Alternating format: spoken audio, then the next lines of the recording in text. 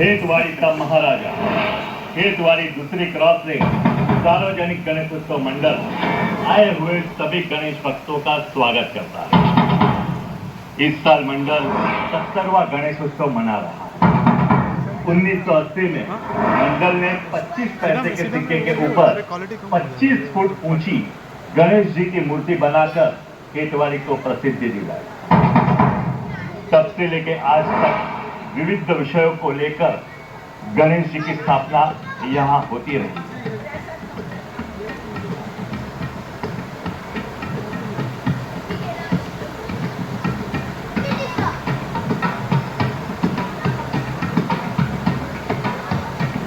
इस बार का हमारा विषय है देव और दानव द्वारा किया हुआ समुद्र मंथन। अब आप पूछेंगे कि समुद्र मंथन करना क्यों पड़ा? देव और दानव के युद्ध के दौरान दुर्वासा ऋषि के श्राप के कारण सभी देवता अपनी शक्तियां खो चुके थे। दूसरी ओर दानव गुरु शुक्राचार्य अपनी संजीवनी विद्या से दानव को पुनः जीवित करके शक्तिशाली बना रहे हैं। इस तरह दानव का साम्राज्य बढ़ता देख सारे देव भगवान विष्णु की शरण में आकर उनसे मदद मांगते हैं। हमें संजीवनी मंत्र से बचाइए प्रभु, हमारी सहायता कीजिए। संजीवनी मंत्र का केवल एक उत्तर है, अमृत। अमृत? अमृत? अमृत वो है जो पीने वाले को अमर बना देता है। मृत्यु उसे छू नहीं सकती। परंतु हे लक्ष्मी नारायण, अमृत हमें कहां मिलेगा, कैसे मिलेगा? देवेंद्र, अमृत आपको समुद्र से मिलेगा, सागर का मंथन करने से मिलेगा। अमृत पाने के लालच में दानव भी समुद्र मंथन के लिए तैयार हो जाते हैं। एक और देव और दूसरी ओर दानव, बीच में विशाल मंदार पर्वत और उसे लपेटे हुए नागराज वासुकी। आओ हम सब मिलकर इस समुद्र मंथन का हिस्सा बने। खींचिए खींचिए खींचिए खींचिए। और इस मंथन से सबसे पहला रत्न निकलता है, वो है हलाहल विष, जो सारी सृष्टि को नाश करने के लिए पर्याप्त है। इसे रोकने के लिए भगवान महादेव वहां प्रकट हो गए और वे सारा विष पी जाते हैं। इसीलिए वो नीलकंठ महादेव कहते हैं। समुद्र मंथन से एक एक करके मेरा बुद्ध रत्न निकले और 14वां रत्न था अमृत। स्वयं धन्वंतरी अमृत कलश लेकर समुद्र से प्रकट होते हैं, लेकिन जैसे ही अमृत प्रकट हुआ, शक्तिशाली दानव ने छल से अमृत कलश छीन लिया। तभी भगवान विष्णु ने एक सुंदर रूप मोहिनी अवतार धारण किया और अपनी चतुराई से अमृत दानवों को न देकर देवताओं को पिला दिया। इस प्रकार देवता अमर हो गए और सृष्टि की रक्षा हो गई।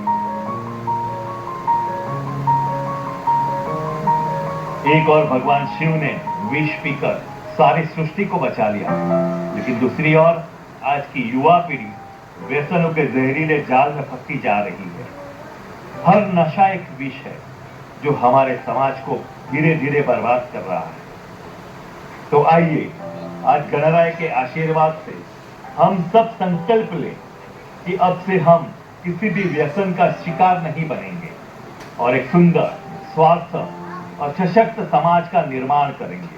बोलो गणपति बाप्पा मोरया।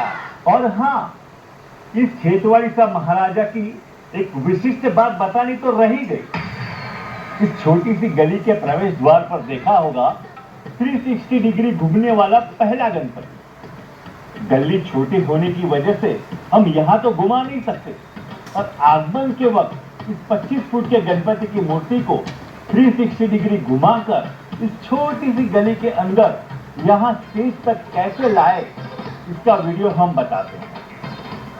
बोलो गणपति बाप्पा मोरया, मंगल मूर्ति मोरया।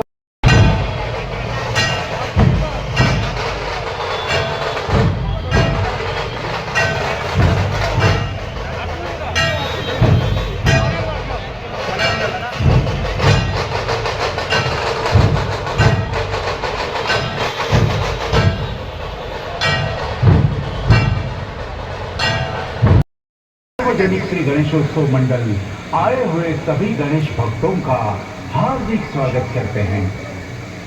भक्तगण, इस साल हम मां भगवती की 4 कथाएं आपके सामने इस चलचित्र के द्वारा प्रस्तुत कर रहे हैं।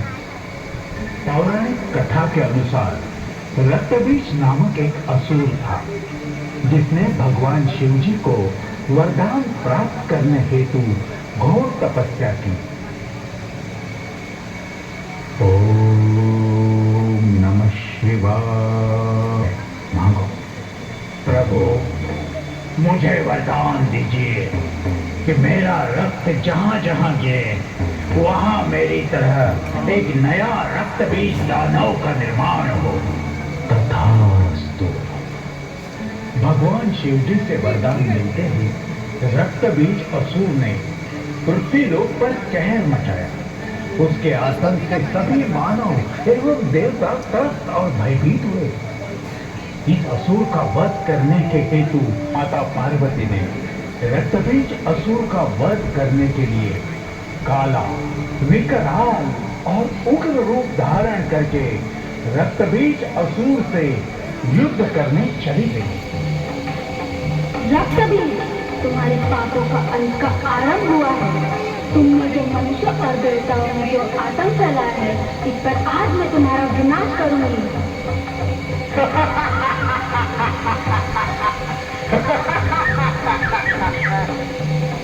भगवान शिव जी के वरदान से मुझे कोई नहीं मार सकता। मेरा वध करने जाओगे तो मेरे रक्त से मेरे समान ही नया रक्त बीज दानव निर्माण होगा।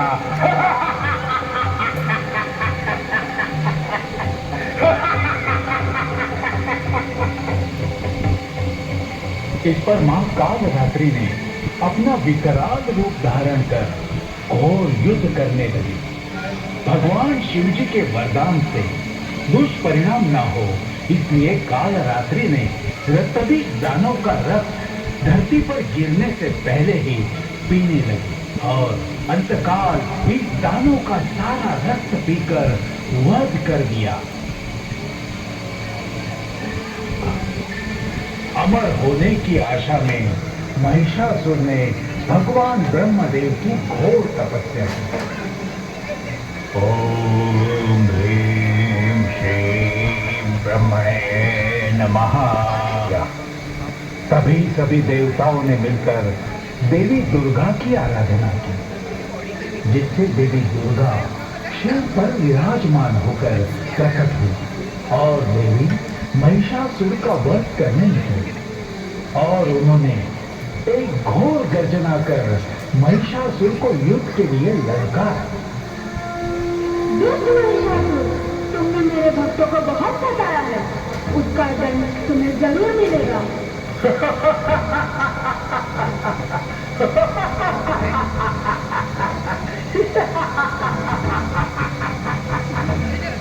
तुम मेरा कुछ भी नहीं बिगाड़ सकते।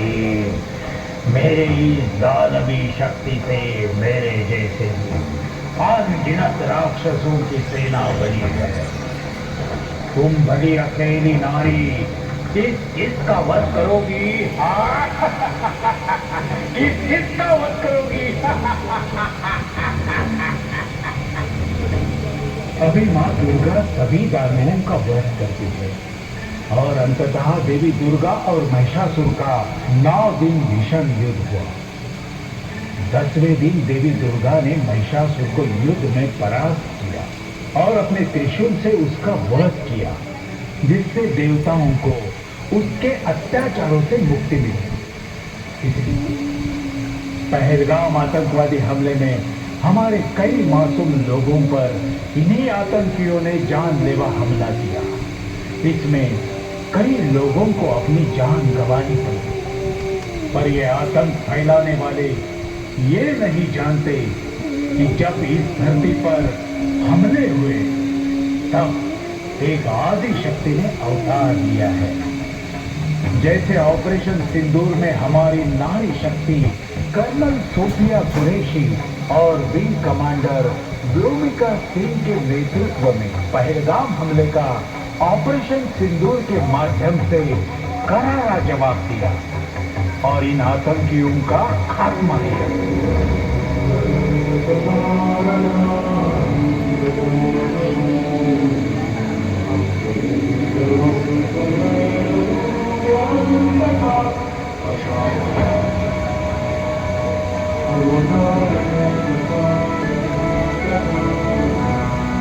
भक्तजनों, आज इसी नारी शक्ति सम्मान के लिए खेतवाड़ी का गणाधीश अर्धनारी नटेश्वर के रूप में प्रकट हो रहे हैं।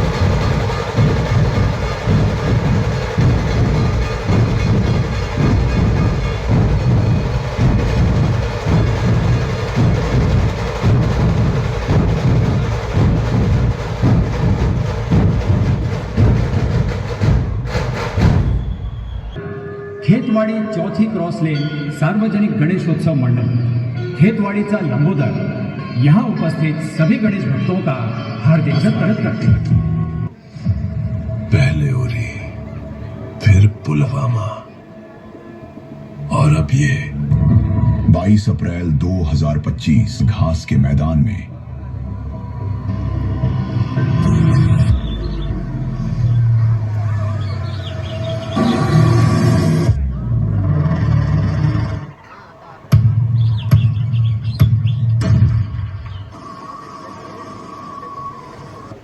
दिल्ली की दीवारों ने कांप कर पूछा अब क्या, और वहीं से जन्म हुआ ऑपरेशन सिंदूर। तो दुश्मन ने सोचा भारत झुकेगा, भारत ने आसमान में आग उगली।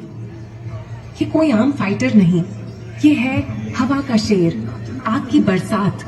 ये कोई जहाज नहीं, ये उड़ता हुआ तबाह।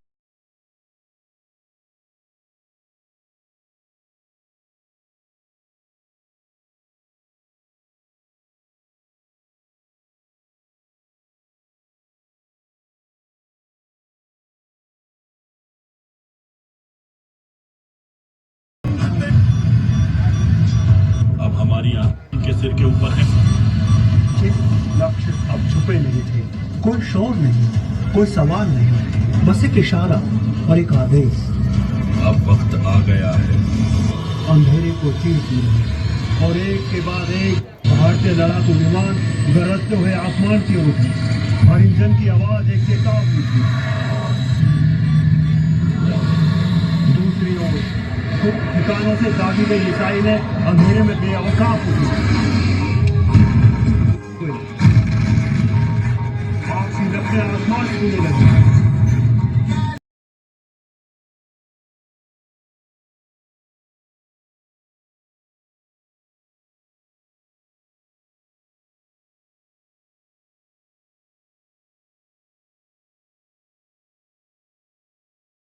रेड अलर्ट सिग्नल दिखने लगे। जनाब, नो टारगेट्स, एक भी नहीं बचा। इंडिया ने सब कुछ खत्म कर दिया।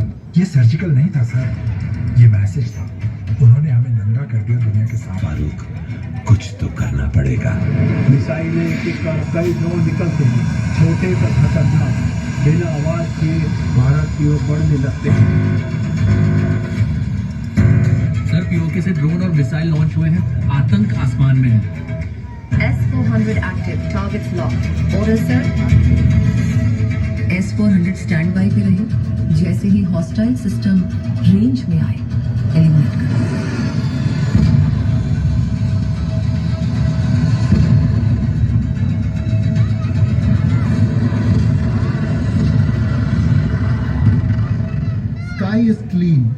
एक भी नहीं बचा। उनको प्लान किया गया और ये एक रिटेलिएशन नहीं था सर, एक जवाब था, एक रिजॉल्व था।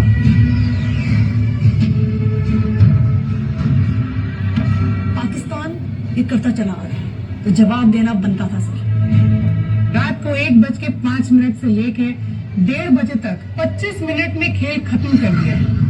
टारगेट्स वर डिस्ट्रॉयड एंड कोई भी सिविलियंस को कोई हार्म नहीं हुआ था। अभी तक हम ये ब्रीफिंग करते आए थे कि हम ये करने वाले हैं या हम ये करेंगे। इस ब्रीफिंग में हमने ये बताया कि हमने ये कर दिखाया है। वाह क्या बात है। एक तरह से ये विक्ट्री मैसेज था।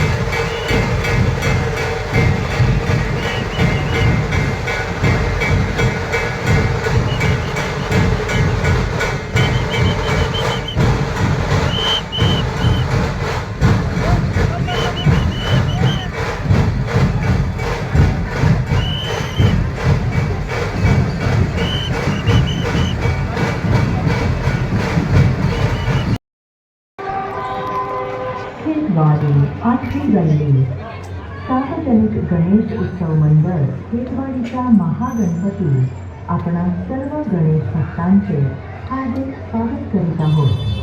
सुमारे 350 वर्षांपूर्वी हिंदुस्थानात बाहेरून आलेल्या मुघलांनी आपल्या भूमीवर आक्रमण करण्याचा प्रयत्न केला। आपल्या शांततामय जीवनाला हानी पोहोचवण्यासाठी आणि आपल्या देशावर राज्य करण्याचा घातक विचार करून त्यांनी नागिन नावाची एक प्रचंड तोफ आणली। पण त्यावेळेस आपल्या मावळा मुलांच्या शौर्याने आणि ताकदीने त्या मुलांना तोंडाला पराभवाची चव दाखवली। आजही काही शत्रू आपल्या राष्ट्रावर वाईट नजर ठेवून आहेत, पण आता आपल्या मावळा परंपरेला पुढे नेत आपली सेनेचे जवान सज्ज आहेत। आजची आपली सेना पूर्णपणे आधुनिक तंत्रज्ञानाने सज्ज आहे, ज्यामध्ये अग्निसेनी आणि ब्रह्मोस यांसारख्या अत्याधुनिक क्रूज क्षेपणास्त्रांचा समावेश आहे। ही क्षेपणास्त्रे आपल्या सेनेची ताकद आणि सुरक्षा आणखी मजबूत करतात। आज आपण भारतीय सेनेच्या शौर्यामुळे शांत व सुरक्षित जीवन जगत आहोत। म्हणून चला आपण सर्वजण विघ्न विनाशक श्री गणरायांच्या चरणी आपल्या सेनेच्या सुरक्षेसाठी प्रार्थना करूया.